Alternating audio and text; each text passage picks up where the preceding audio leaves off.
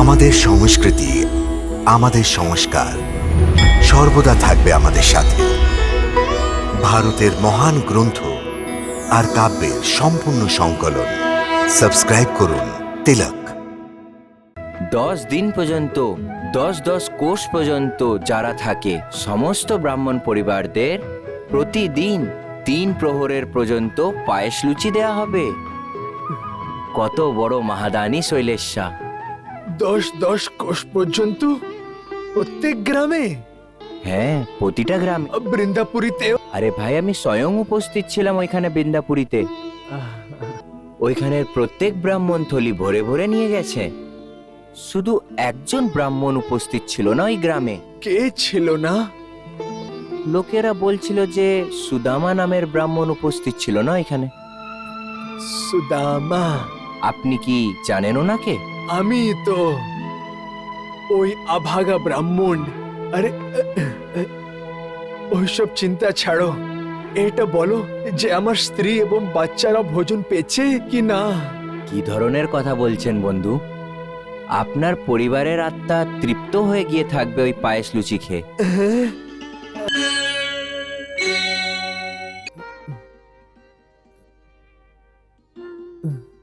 বাহ, শ্রীকৃষ্ণ শ্রীকৃষ্ণ শ্রীকৃষ্ণ শ্রীকৃষ্ণ।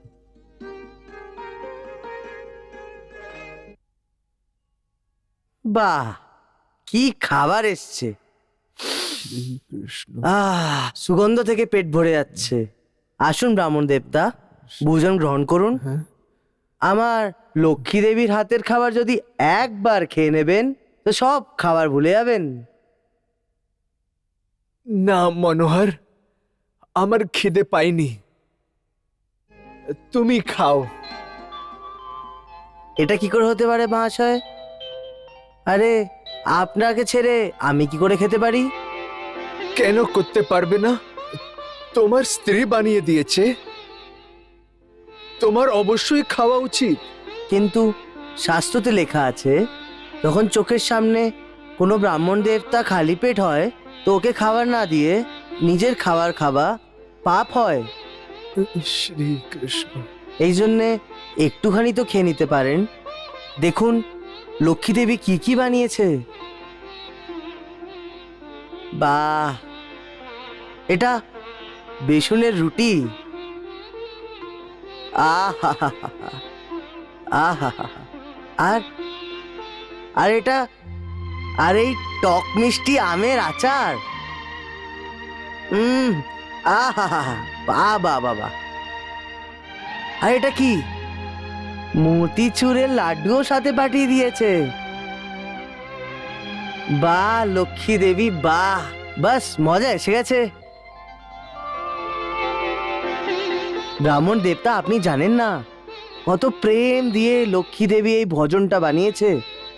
ব্যাস, এখন আর থাকতে পারছি না। আসুন আসুন না।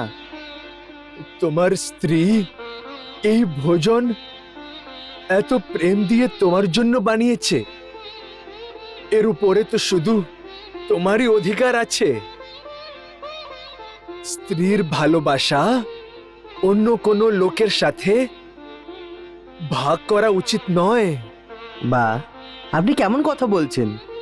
দেখুন, আমি আপনাকে নিজে সত্যিকারের বন্ধু ভেবেছি, তাহলে আবার আমার স্ত্রী আপনার, আহ, আহ, হ্যাঁ আপনার বৌদি হলো না? তা তো সত্যি। দিব্যি ভগবান শ্রীকৃষ্ণর এই সময় যদি লক্ষ্মী দেবী এখানে হতো তাহলে আপনাকে ভোজন করিয়ে অত্যন্ত আনন্দিত হতো। খুব দয়ালু আছে আমার লক্ষ্মী দেবী, আর কৃষ্ণ ভক্তদের ওপরে তো নিজের জান দিয়ে দেয়। কিন্তু কিন্তু কিন্তু কিছু না, এখন আর সংকোচ করবেন না মহাশয়। দেখুন, দানে দানে পর লিখা হতা হ্যায় খানে ওয়ালে কা নাম। আপনার যদি আমার ওপরে ভরসা না হয় তাহলে আপনি স্বয়ং এসে দেখে নিন যে এই রুটি আর এই টক মিষ্টি আচার আর এই লাড্ডুর প্রত্যেক দানায় আপনারই মহাশয় আপনারই নাম লেখা আছে। সুদামা, সুদামা, সুদামা। কিন্তু আমার খেতে পাইনি ভাই। হ্যাঁ তো ঠিক আছে, আমিও খাবো না। যখন আপনার খিদে পাবে তখন আমরা দুজন মিলে খেয়ে নেবো একসাথে। আচ্ছা বাবা, ঠিক আছে, আসছি আমি। শ্রী কৃষ্ণ, শ্রী কৃষ্ণ।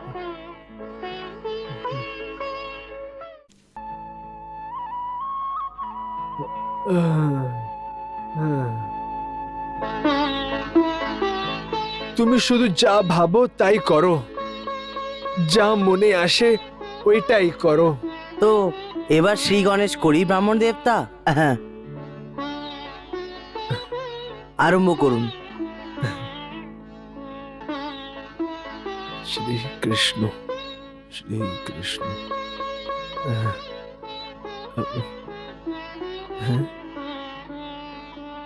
মা, মা খিদে পেয়েছে, খেতে দাও না। মা, আমারও খিদে পেয়েছে, খেতে দাও না। আমারও খিদে পেয়েছে, খাবার দাও না। মা, আমারও খিদে পেয়েছে, খেতে দাও না।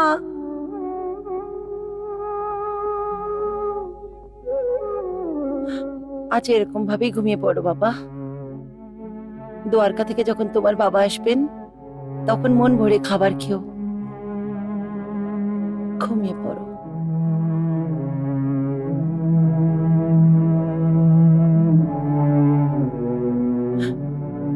ঘুমিয়ে পড়ো।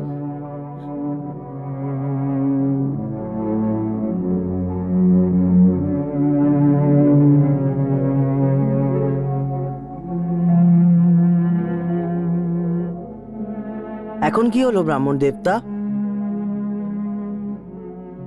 কিছু না, কিছু না মুরলী মনোহর, আমার খিদে পাইনি। কিন্তু আপনিও তো যাত্রা করে এসেছেন, আপনিও তো খালি পেট আছেন। কিন্তু আমি খেতে পারবোই না। শ্রী কৃষ্ণ, শ্রী কৃষ্ণ, শ্রী কৃষ্ণ।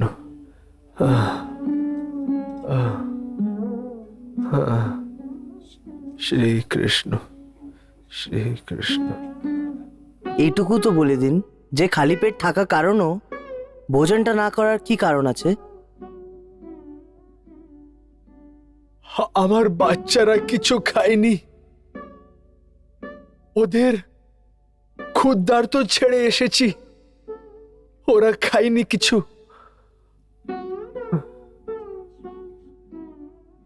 জয় শ্রী কৃষ্ণ।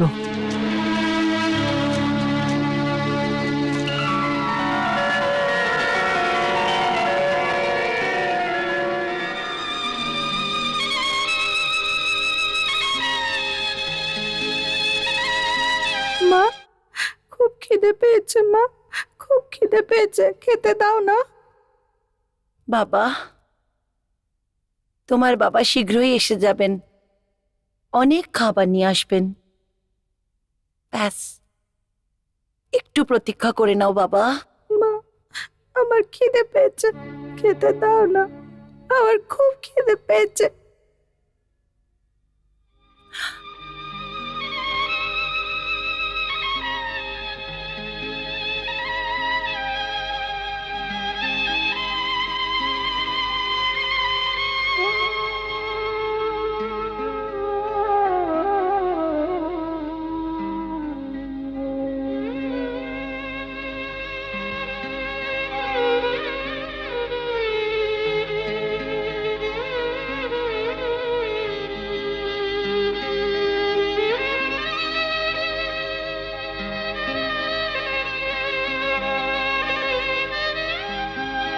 স্বামী এসে গেছেন, স্বামী এসে গেছেন।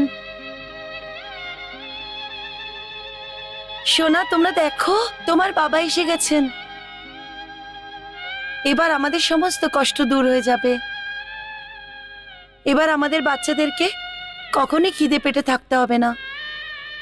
দ্বারকাধীশ ওনার আদর সম্মান করে ওনাকে অনেক কিছু দিয়ে বিদায় জানিয়েছেন।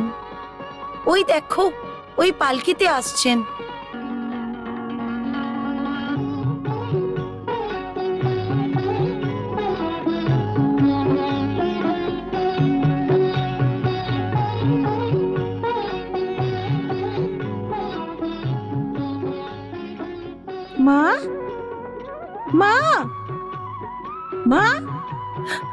ইনি বাবা নন, কাকা।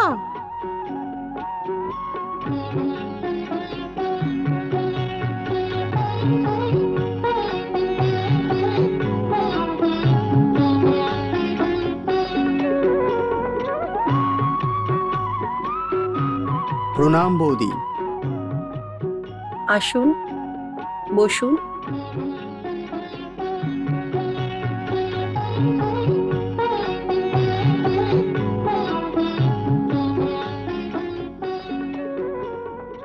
বসুন ঠাকুরপো। আমি ভাবলাম সুধামা দ্বারিকা গেছেন, আপনাদের অবস্থা দেখে আসি। এখানে কিছু ভোজন নিয়ে এসেছি।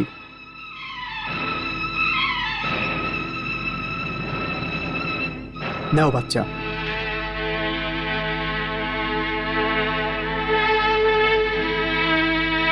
নাও বেটা, নাও বেটা।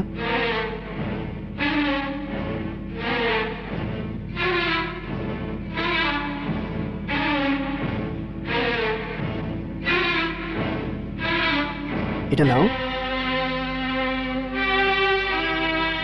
না ঠাকুরপো, আর কেন বৌদি? ক্ষমা করুন ঠাকুরপো, পরন্তু আপনার এই উপহার স্বীকার করতে পারছি না। মা, আমার খিদে পেয়েছে। মা, আমার খিদে পেয়েছে। মা, আমার খিদে পেয়েছে। মা, আমার খিদে পেয়েছে। মা, আমার খিদে পেয়েছে। সোনা, একে একটু জল খাইয়ে দাও।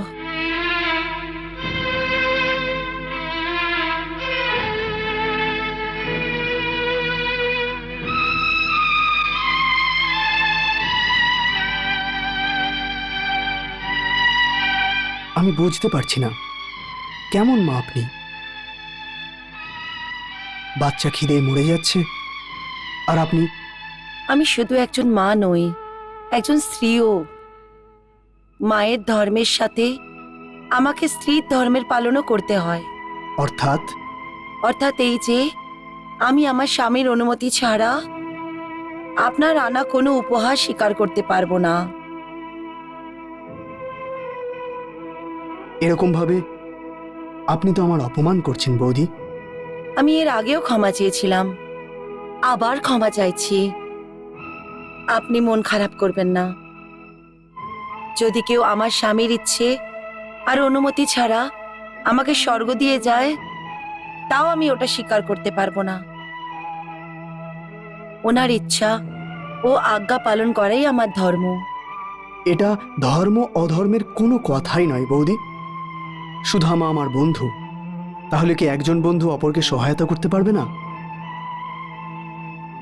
দ্বারিকাধীশের কাছে তো ও সাহায্য চাইতে গেছে, কেবল এটার জন্যই নাকি শ্রীকৃষ্ণ ওনার মিত্র? শ্রীকৃষ্ণর ব্যাপার আলাদা। উনি শুধু ওনার বন্ধু নয়, ভগবানও। আমি জানি দ্বারকাতেও উনি নিজের বন্ধুর থেকে কিছু চাইবেন না। হ্যাঁ, ঈশ্বর থেকে চাওয়াতে কোনো লজ্জা নেই।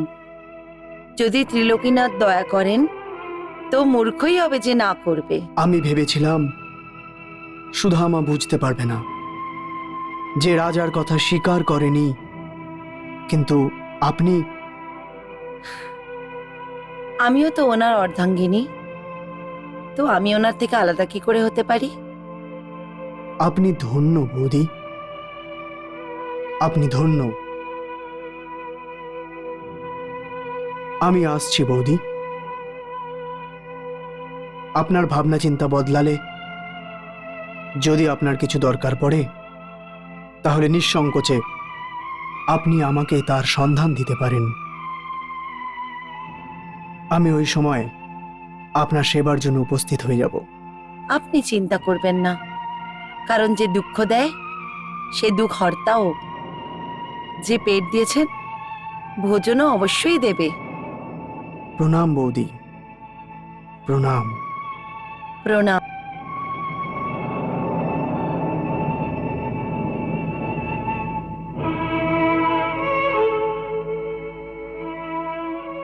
মা ছোট খিদে সহ্য করতে পারছে না, তা সত্ত্বেও আপনি ওনার আনা ভোজন ফিরিয়ে দিলেন কেন? সোনা, বলো। তোমার পিতাজি রাজার মিথ্যে প্রশংসা করার জন্য অস্বীকার করে দিয়েছিল। ওই রাজার যে মিথ্যে গুণগান করে তোমার চক্রধার কাকু অনেক ধন অর্জন করেছে, তাহলে ওই অর্জন করা ধন থেকে আনা ভোজন আমি কি করে স্বীকার করতে পারতাম? এইভাবে তো আমি আমার স্বামীর নজরে পড়ে যেতাম। স্ত্রী হওয়ার কারণে যা স্বামীর ধর্ম হয় ওটাই আমার ধর্ম। যদি উনি না খেয়ে থাকেন তাহলে আমরাও না খেয়ে থাকবো। যদি আমরা খেতে পারি তাহলে ওনাকেও অবশ্যই খেতে হবে, এটাই আমার বিশ্বাস।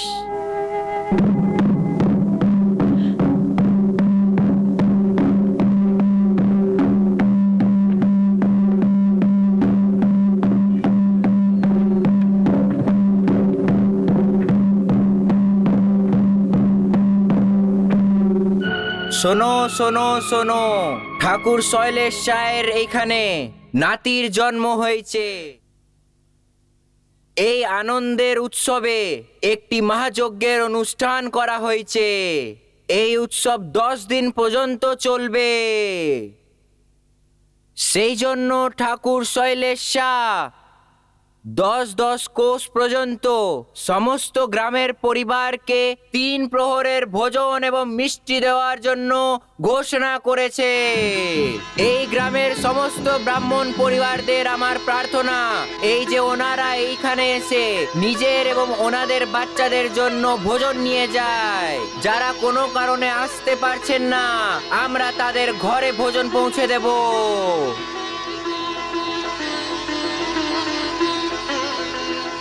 হে ঈশ্বর, তুমি কত দয়ালু।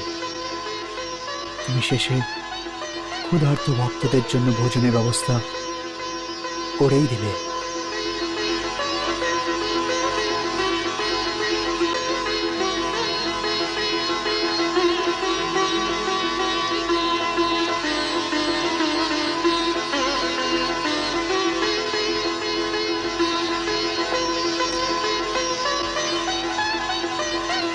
আসো বাবা, আসো। দেখো বাবা, ভোজন বাড়া হচ্ছে। আসো না।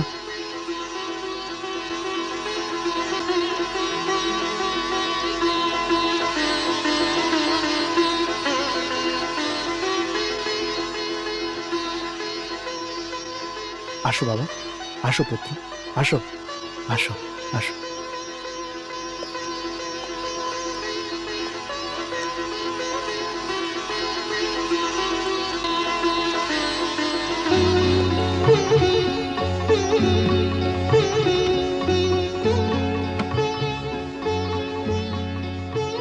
ব্রাহ্মণ পুত্র আছো না? হুম। এইটুকুনি পায়েস দিয়ে কি হবে? কোনো বড় বাসনপত্র নিয়ে আসতে? ঘরে কেউ বড় নেই নাকি? আমার মা আছেন। আর বাবা? বৃন্দাপুরী সমস্ত ব্রাহ্মণ আজ গ্রামে উপস্থিত আছে। শুধু এদের বাবা এদের সাথে নেই। কর্মের ফল ভোগ করতে করতে সুধামা রোজ গ্রামের ঘরে ঘরে গিয়ে ভিক্ষা চাইত। আর আজ যখন ভোজন ওর দাঁড়িয়ে এসেছে, তখন ও আর এখানে নেই। কেন? কোথায় গেছে? দ্বারকাধীশ শ্রীকৃষ্ণের সাথে দেখা করতে দ্বারিকা নগরী গেছে। তো তাহলে আমরাই ভেতরে খাবার দিয়ে আসি। হ্যাঁ। চলো ভাই, 2টো খাবার তৈরি করো।